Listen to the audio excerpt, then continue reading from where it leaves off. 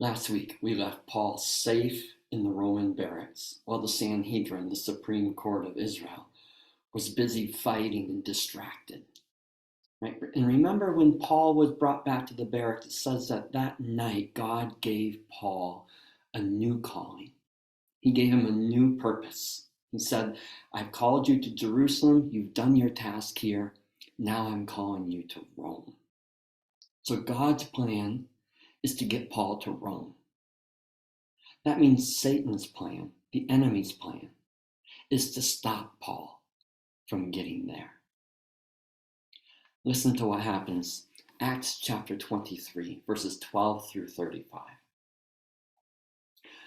The next morning, some Jews formed a conspiracy and bound themselves with an oath not to eat or drink until they had killed Paul. More than 40 men were involved in this plot. They went to the chief priests and elders and said, "We've taken a solemn oath not to eat anything until we've killed Paul. Now then, you and the Sanhedrin petition the commander to bring him before you on the pretext of wanting more accurate information about his case.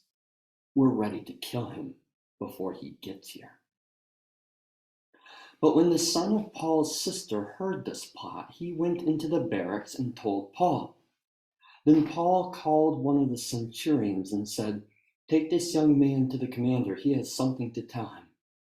So he took him to the commander.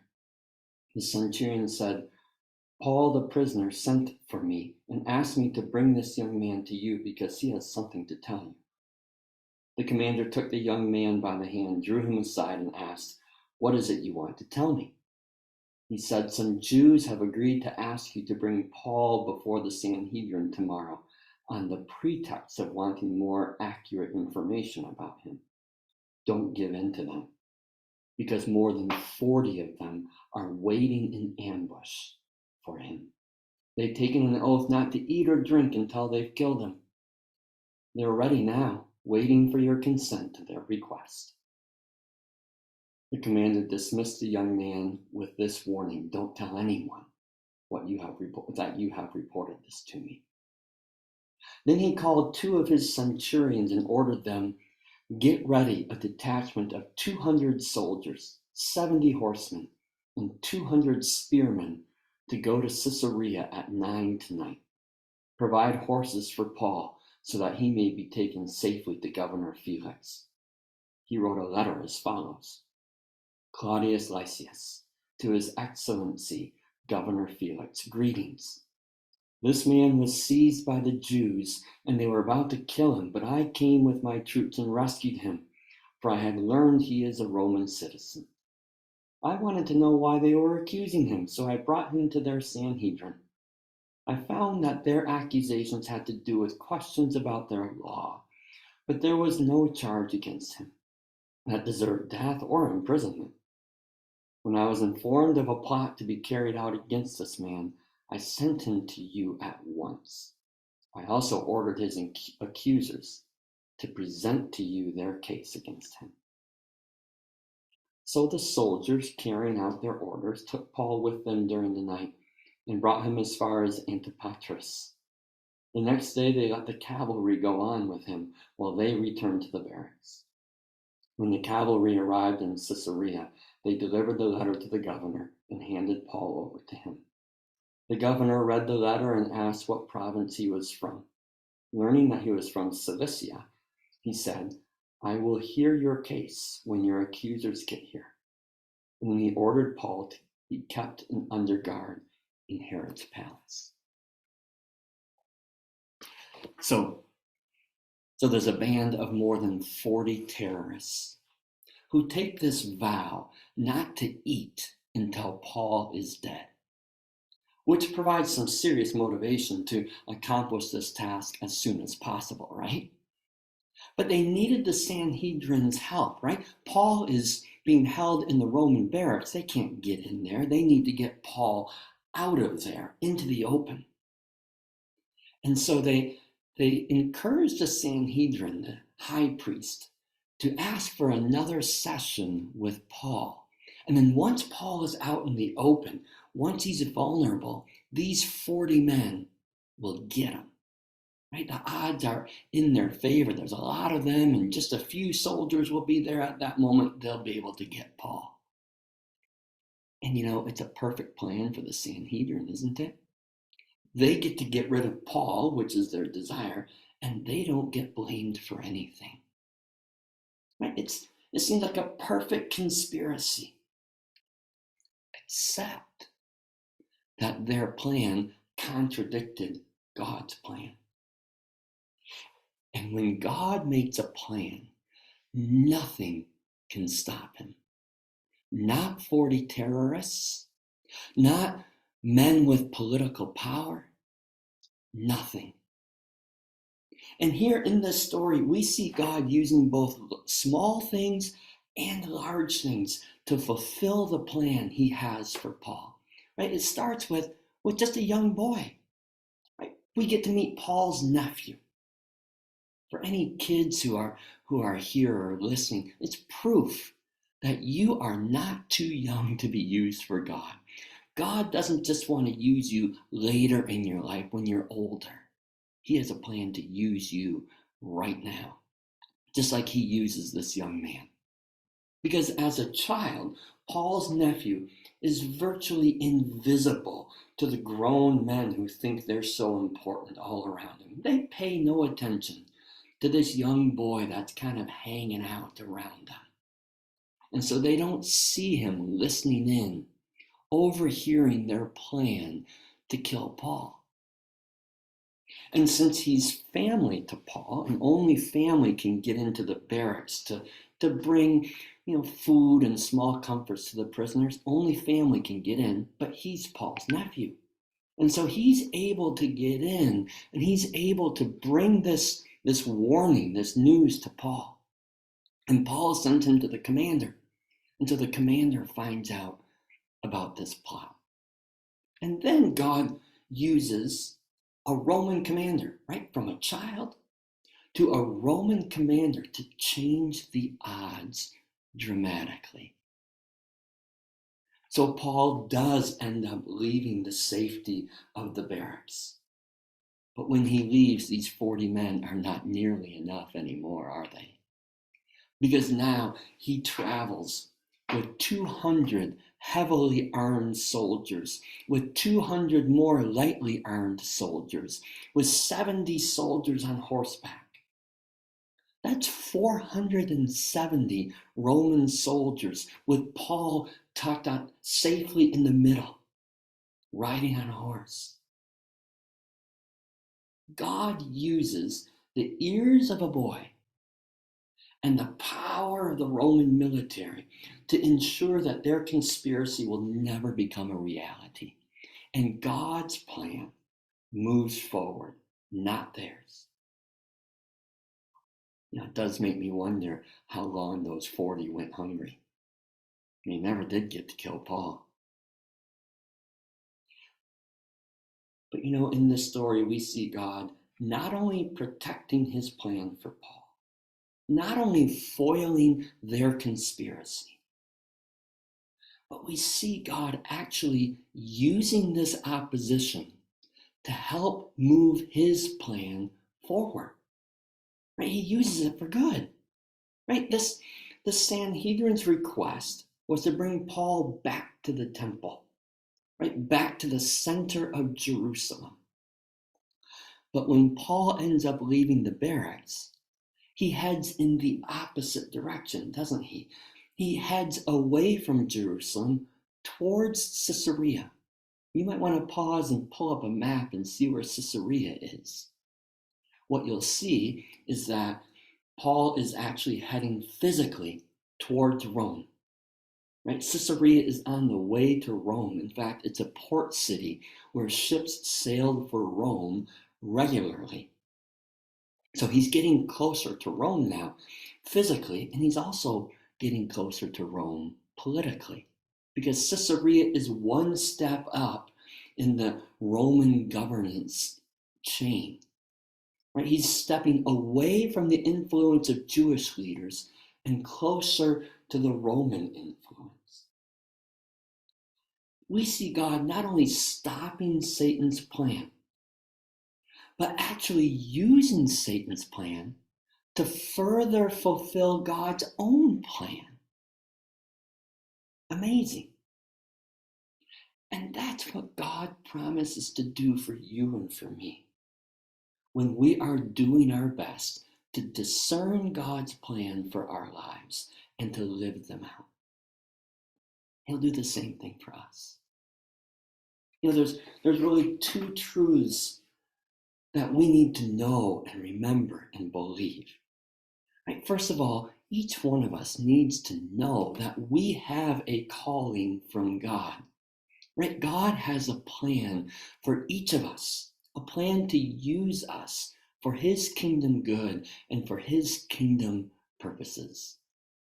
Right? Sometimes we assume that God only really just calls pastors or missionaries or church workers for His kingdom purposes. Or we assume that a calling is something for when we're older or for when we know more or are better trained. No. God has a calling for each of us, for who we are right now. That's what Ephesians 2 verse 10 tells us, right? We are God's handiwork, created in Christ Jesus to do good works, which God has prepared in advance for us to do. God has prepared good works for you. His purposes, His plan for your life. Have you ever asked yourself, what's the good work that God has prepared and planned for me? Ask yourself that right now. Yes, for some of us, God has called us to full-time ministry as a pastor or a teacher or as a missionary or to serve as elders or leaders in the church. For others of us, at this point in our lives, at this moment, He's called us maybe to parent well, right?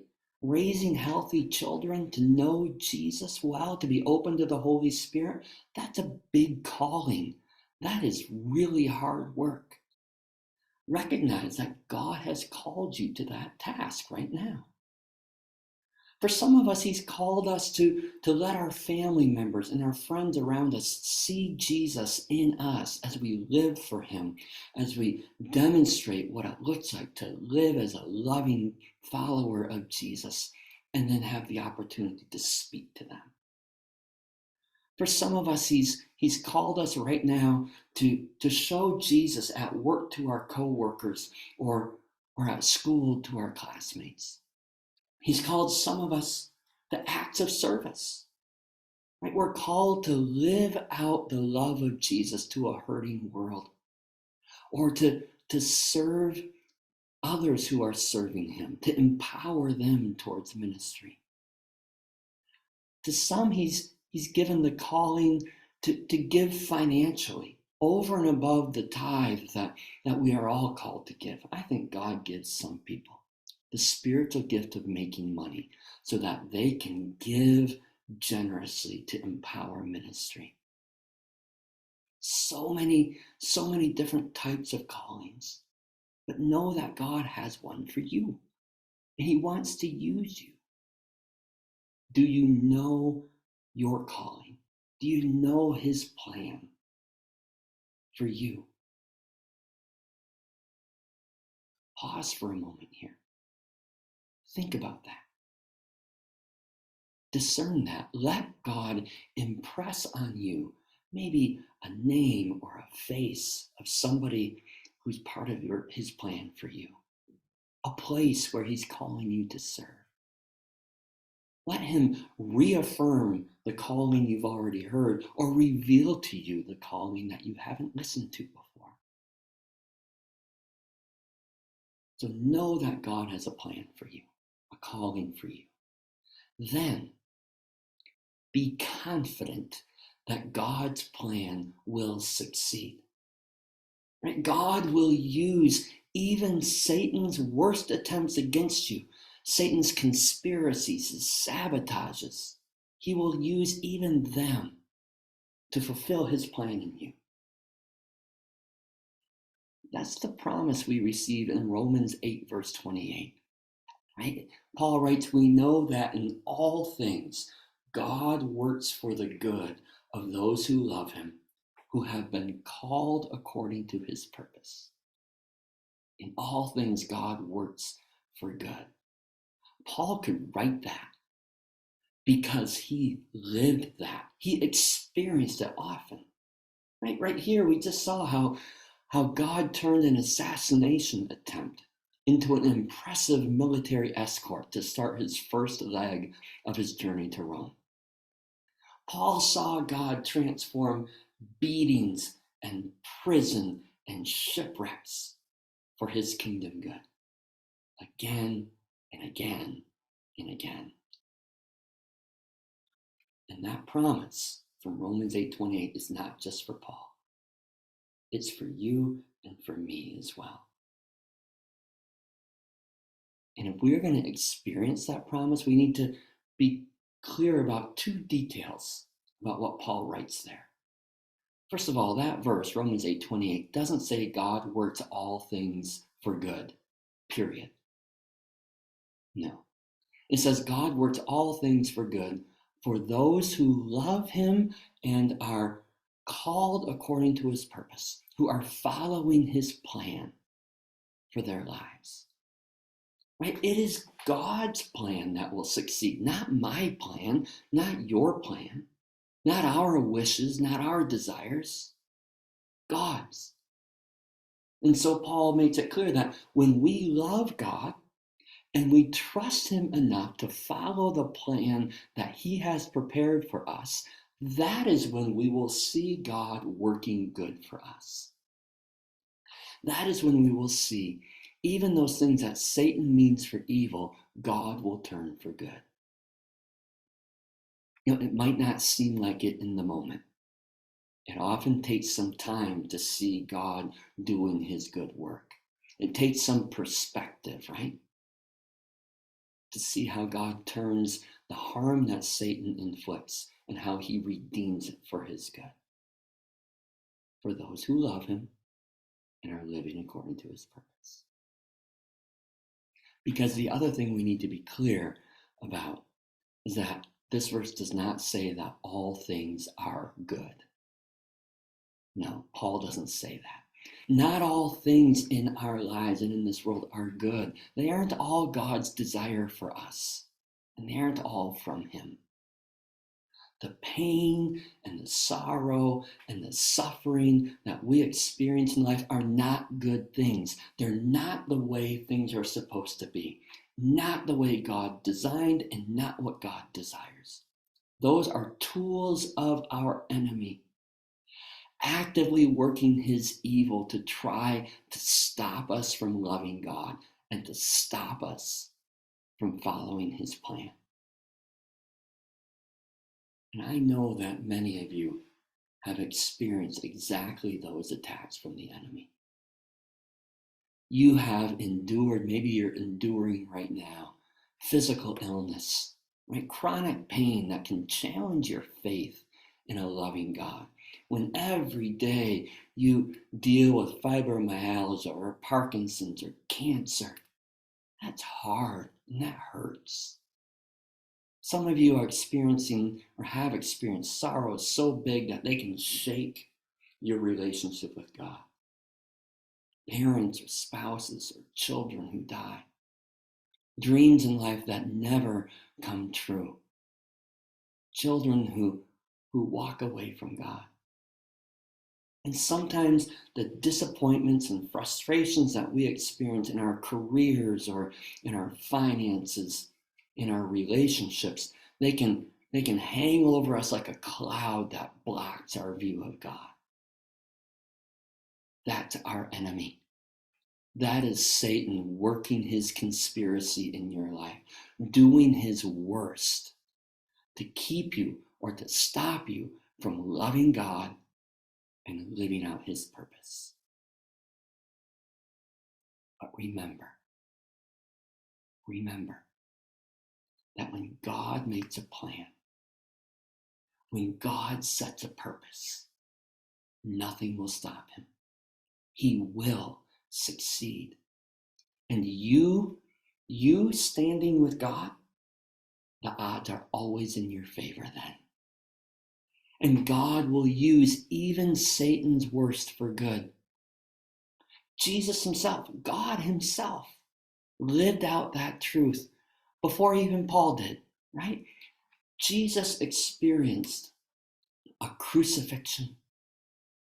And there is nothing good about a crucifixion. Jesus' death was ugly and unjust and inhumane. It was horrible. Horrible enough that as he anticipated it coming, he begged God to find some other way. Right? But like nothing before and nothing since, God used Satan's worst in that moment to do his best.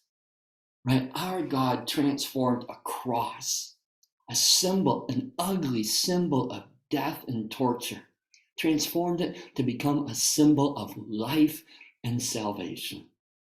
Our God transformed death from a horrible ending to a glorious new beginning, to the start of a new life. Our God used the worst that Satan could imagine to claim the greatest victory possible for you and for me. Right? The cross, the tomb, death itself opened the door for us to be forgiven and set free forever and ever in God's presence. Satan's worst transformed to God's best. So Jesus himself experienced trouble and God redeemed it, used it for good. Paul experienced trouble again and again, and God redeemed it and used it for good. You and I have experienced trouble. We will experience trouble as we are living out God's plan because Satan's going to work against us. But God will redeem it and use it for good.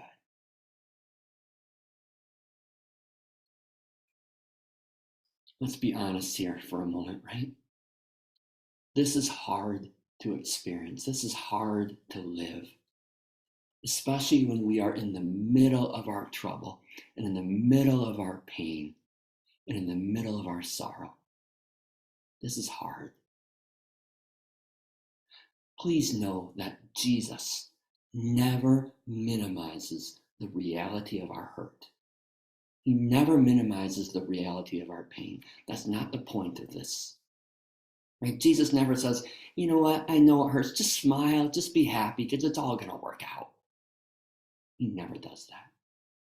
But he does the opposite. He makes sure that we know that our God hurts when we hurt.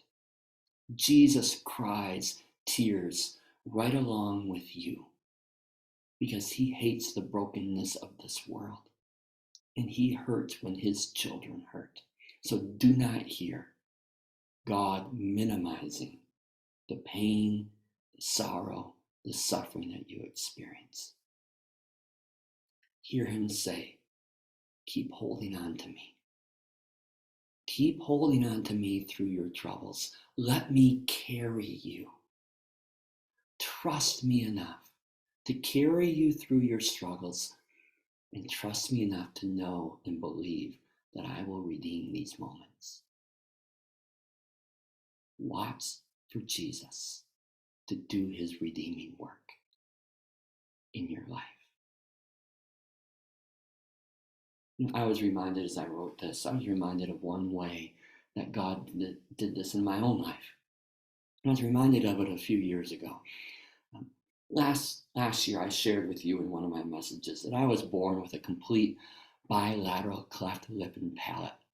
Right? And it took 9 surgeries to fix. The first one when I was 2 months old, the last one when I was 16. In between, there were the orthodontist and the dentist and speech therapy. I experienced various scars and lisps, braces, retainers. It It was a challenging process, right?